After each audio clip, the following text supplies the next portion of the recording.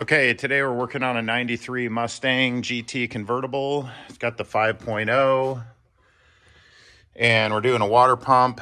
I've already put the water pump back on, and when I take them off, I leave all of these bolts in the old water pump until the new one is here, and that way I know exactly where everything went. The other thing is this hose is super short and hard to bend out of the way and get off of this hose barb. So I kind of pull the water pump out and then remove the hose at the same time. And when I put the water pump, the new one on, I kind of tip it in and hook the hose back on at the same time. And it seems like a harder job than it is, but this plate just goes on. So you got all these studs, and you got the AC compressor, and you got the power steering pump down there. Well, this plate goes, you can see how it cradles the underneath side of that AC compressor. And then it just bolts to the water pump in several places. It bolts to the power steering pump in a couple of places. You can see there's a stud. There's a stud right here and a bolt that goes all the way through it. And I think there's 3 bolts that hold it to the AC compressor, one there. And there's one underneath. Get my fingers out of the way, right there. And then one over here on the side, right there.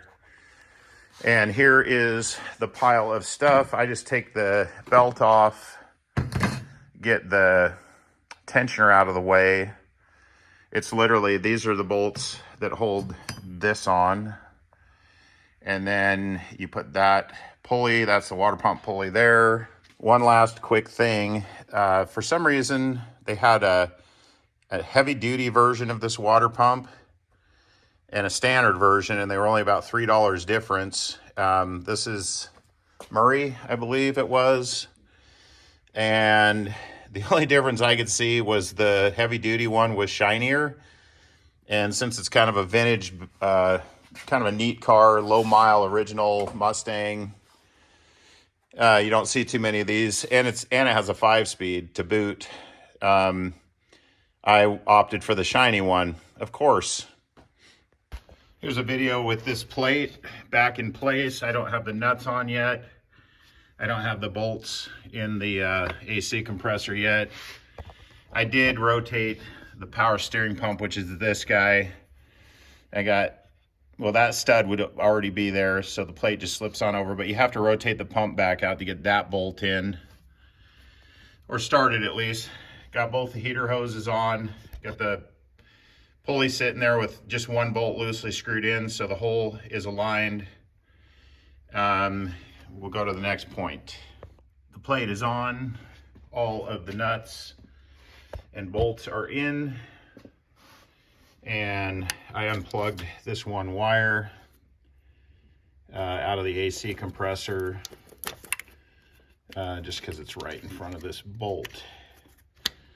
So I will put on the tensioner, and then the next thing I'm going to do is actually put the belt on. And again, that's why I have this one bolt, is so I can keep the alignment, because the belt is going to put tension and make the pulley go a little bit crooked, but as soon as I put the fan on, it'll straighten it right back out. Couple things to save a little time and hassle. So now the belt is on, and again, I have just one bolt in here for pulley alignment so that the holes line up when I go to put the fan back on. And then the other thing that I did, see if I can get that to focus, is right there. Sorry for the bad focus. There it goes. That is the drain for the radiator.